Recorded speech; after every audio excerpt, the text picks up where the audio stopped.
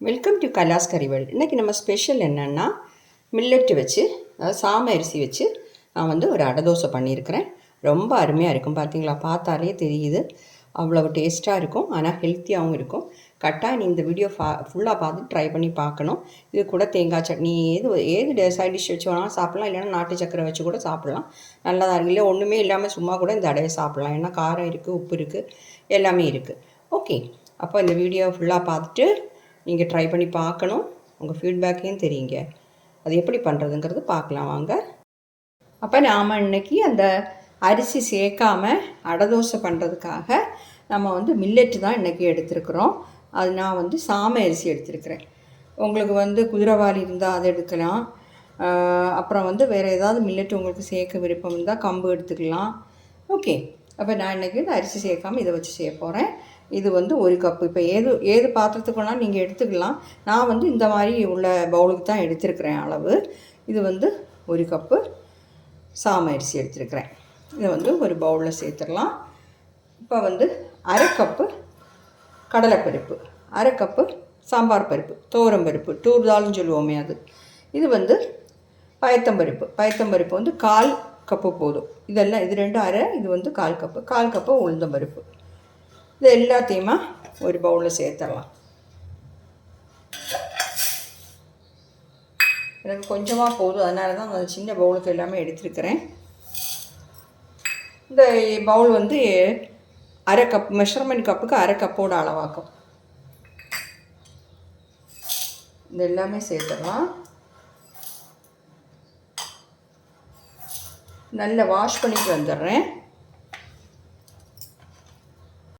பாருங்க, நான் வந்து நல்லா கழுகி எடுத்துட்டேன்.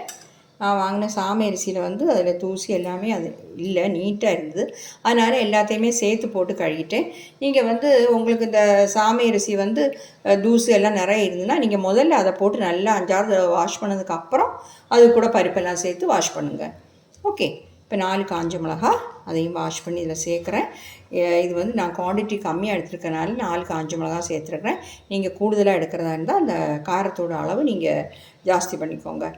இதில் வந்து நான் பச்சை மிளகாவும் சேர்ப்பேன், அதனால் இந்த காரம் வந்து கரெக்டாக இருக்கும்.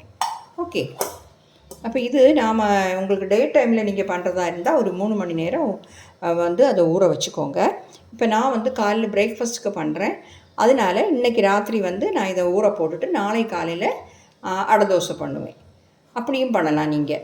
ஓகே, இப்போ உங்களுக்கு ராத்திரிக்கு வேணும், டின்னருக்கு வேணும்னா நீங்கள் வந்து மதியம் ஊற போட்டு சாயந்தரம் அரைச்சி உங்களுக்கு சாயந்தரமே அடை தோசை பண்ணிடலாம்.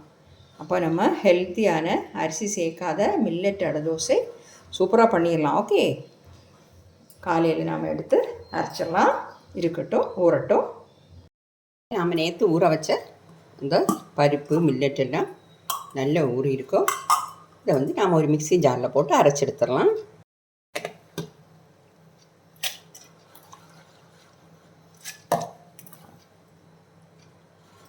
அரைச்சிடலாம். 2 வாட்டியாக போட்டு தான் அரைச்செடுக்க போகிறேன். இப்போ வந்து பருப்பு சீக்கிரமாக அரைஞ்சிடும். உங்களுக்கு மில்லெட் வந்து அவ்வளோ சீக்கிரமாக அரையாது, அதனால் கொஞ்சம் நேரம் அரைச்சிக்கோங்க. ஒரு ட்ரிப்பு நான் போட்டதை அரைச்சிட்டேன். பாருங்கள், கொஞ்சம் இந்த மாதிரி கோஸ்லியாக தான் அரைச்சிருக்கிறேன். ரொம்ப மை மாதிரி அரைக்கல. நீங்கள் வந்து உங்களுக்கு இந்த தோசை வந்து நைஸாக பெருசாக பரப்பி விடணுன்னா நல்லா அரைச்சிக்கோங்க. ஓகே, நான் வந்து அடை தோசை மாதிரி தான் பண்ண போகிறேன், கொஞ்சம் கட்டியாக. அதனால் நான் வந்து கொஞ்சம் அரைஞ்சிருக்கு நல்ல, ஆனால் கொஞ்சம் ரொம்ப பாலிஷாக அரையில, அவ்வளோதான். மீதி உள்ள இதில் சேர்த்துடலாம். காஞ்ச மிளகாய் இருக்குது, அதையும் சேர்க்கணும்.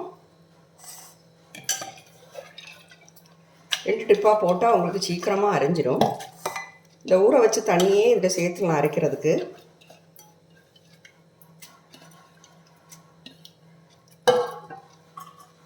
காஞ்ச மிளகாவையும் சேர்த்துட்டேன். இப்போ வந்து தண்ணியும் இதில் சேர்த்துறேன். தண்ணி தேவைப்பட்டால் சேர்த்துக்கலாம், அரைச்சிட்டு வந்துடுறேன். இது அரைக்கும்போது நாம் வந்து ஒரு 1/2 டீஸ்பூன் சோம்பு சேர்த்துக்கலாம். 1/2 டீஸ்பூன் போதும், ஏன்னா நாம் வந்து குவான்டிட்டி கம்மியாக தான் எடுத்துருக்குறோம். நீங்கள் நிறைய எடுக்கிறதா இருந்தால் 1 டீஸ்பூன் வரைக்கும் சேர்த்துக்கலாம். இல்லை உங்களுக்கு வந்து நைஸாக தோசை வேணால் நீங்கள் வெங்காயம், இஞ்சி எல்லாம் இதில் போட்டு அரைச்சிடலாம். நான் வந்து இப்போ அப்படி இல்லை, பொடி பொடியாக கட் பண்ணி தான் போட போகிறேன். ஓகே, இதையும் அரைச்சிட்டேன். இதையும் இது கூட சேர்த்துட்றேன்.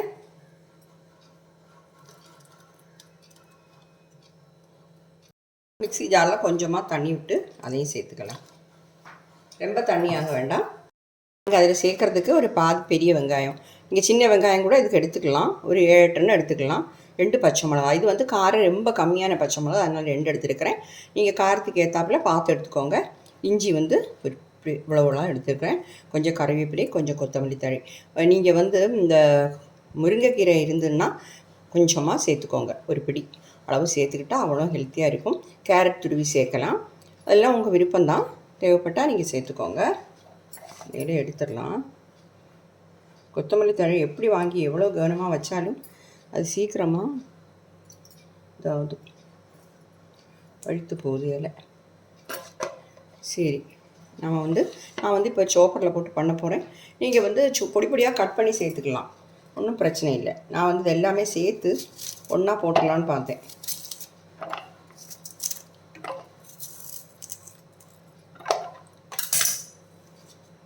கறிவேப்பிலையும் போட்டுட்டேன். இஞ்சியும் கட் பண்ணி போட்டுடலாம். நல்ல பொடியாக கட் பண்ணி சோப் பண்ணி போடும்போது அடை தோசை பண்ணும்போது இன்னும் கொஞ்சம் நல்லா இருக்கும். நம்ம கத்தி வச்சும் கட் பண்ணி போடலாம், ஒன்றும் பிரச்சனை இல்லை. இப்போ சோப்பரில் தான் போடணுன்னு கிடையாது.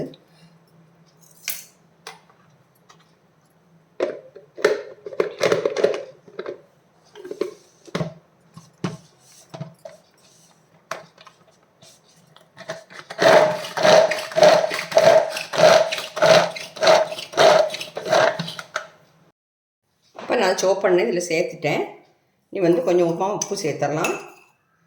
ஒரு 1/2 டீஸ்பூன் சேர்க்குறேன். பார்த்துட்டு திருப்பி வேணால் போட்டுக்கலாம். ஓகே. அதே மாதிரி கொஞ்சமாக மஞ்சத்தூள், ஒரு 1/4 டீஸ்பூன் மஞ்சத்தூள் சேர்க்குறேன். ஒரு கலர் கிடைக்கும் அதுக்காக.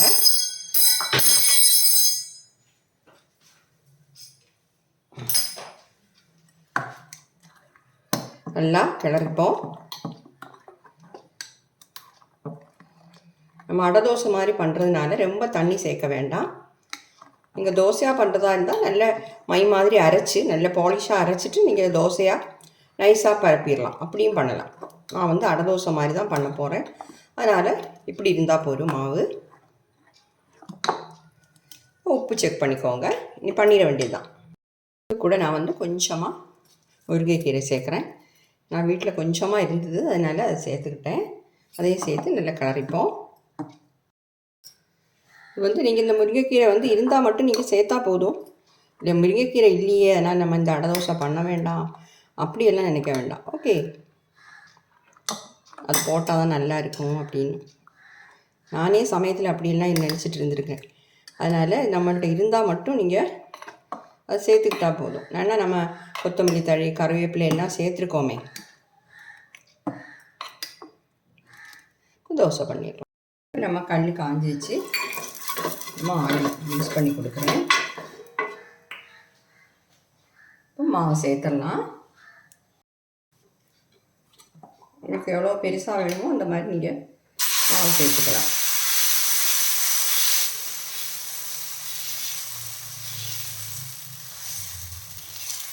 இது வந்து உங்களுக்கு நான் சொன்ன மாதிரி நல்ல பாலிஷாக அரைச்சிருந்தால் நல்ல நைஸாக பரத்தலாம். இப்போ பார்த்தீங்களா, இப்போவே மேக்ஸிமம் பரப்ப முடியுது. நான் வந்து அடை தோசை தான் பண்ணுறேன். வேகட்டும். கொஞ்சமாக எண்ணெய் சேர்த்துக்கலாம். நான் நல்லெண்ணெய் சேர்க்குறேன். உங்களுக்கு நெய் வேணால் நெய் கூட நீங்கள் சேர்த்துக்கலாம். நான் எண்ணெய் வந்து கொஞ்சமாக தான் சேர்க்குறேன். ஒரு 1/2 டீஸ்பூன் தான் சேர்த்துருப்பேன். வேகட்டும். டைம் வந்து மீடியத்துக்கு வச்சுக்கோங்க. நல்லா வேகட்டும். திருப்பி போடலாம். பாருங்கள், செவந்துடுச்சு. 2-3 வாட்டி திருப்பி போட்டு நல்லா வேக வச்சு எடுத்துடலாம். உங்களுக்கு கொஞ்சம் கிறிஸ்பியாக வேணுமா இன்னும் கொஞ்சம் எண்ணெயை சேர்த்து நல்லா கிறிஸ்பியாகவும் எடுக்கலாம். ஓகே, பாருங்கள், நான் 2-3 வாட்டி திருப்பி போட்டேன். 2 சைடு நல்லா செவந்துடுச்சு. நம்ம மாற்றிடலாம். அடுத்ததும் நான் இந்த மாதிரியே பண்ணிடுறேன். நைஸாகவும் இருக்குது, கிறிஸ்பியாகவும் இருக்குது.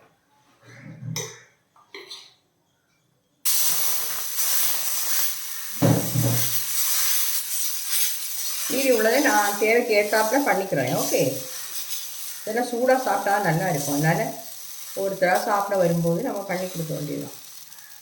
அப்போ தான் நல்லா இருக்கும். சண்டே ஆகும்போது உங்களுக்கு வசதியாக இருக்கும் இந்த மாதிரி பண்ணுறதுக்கும்.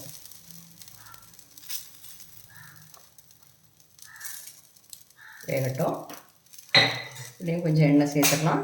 குழந்தைகளுக்கெல்லாம் கொடுக்குறதா இருந்தால் கொஞ்சம் நெய் சேர்த்து கொடுங்க. நல்லா பெரியவங்களுக்கும் நெய் சேர்த்து சாப்பிட்லாம், ஒன்றும் பிரச்சனை இல்லை. இதையும் வேக வச்சு எடுத்துகிறேன். அந்த மாதிரி பாருங்க, நம்ம அரிசி சேர்க்காம மில்லட் அடை தோசை பண்ணுறது சூப்பராக இருக்குது. பார்த்தீங்களா, நல்லா வெந்து நல்லா இருக்குது. இன்னும் சாப்பிட்றதுக்கும் ரொம்ப அருமையாக இருக்கும். அரிசியில் பண்ணுறதை விட டேஸ்ட்டாக இருக்கும். நல்ல ஹெல்த்தியானதும் கூட. நான் சொன்ன மாதிரி கொஞ்சம் கேரட் வேணால் உங்களுக்கு வந்து 2 ஸ்பூன் கிரேட் பண்ணி இது கூட சேர்த்துக்கலாம். அதுவும் நல்லா தான் இருக்கும். ஓகே, கரெக்டாக இந்த வீடியோ வந்து நீங்கள் ட்ரை பண்ணி பாருங்கள். நாம் வந்து இது கூட தேங்காய் சட்னி வச்சு சாப்பிட்லாம். உங்களுக்கு விருப்பம் உள்ள ஏது வச்சு வேணாலும் சாப்பிட்லாம். நாட்டு சக்கரை வச்சு சாப்பிட்லாம். ஓகே, நான் வந்து இன்னைக்கு தேங்காய் சட்னி தான் இதுக்கு பண்ணியிருக்கிறேன். பட் ட்ரை பண்ணி பார்த்துட்டு உங்கள் ஃபீட்பேக்கையும் தெரியுங்க.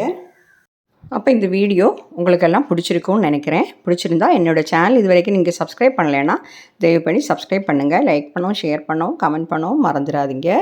அடுத்தது நல்ல ஒரு ரெசிபியுமா மீண்டும் சந்திக்கலாம். Okay, thank you.